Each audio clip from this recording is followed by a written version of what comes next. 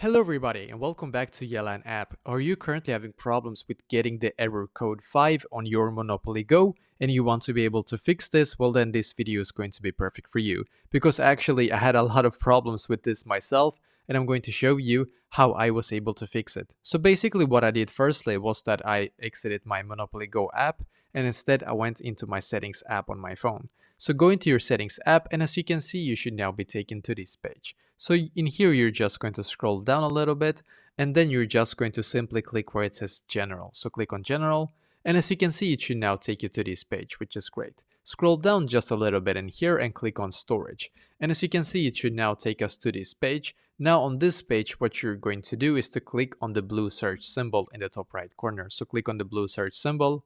In here, you're going to search for Monopoly Go, as you can see, and then what you're going to do is to just simply click on Offload App.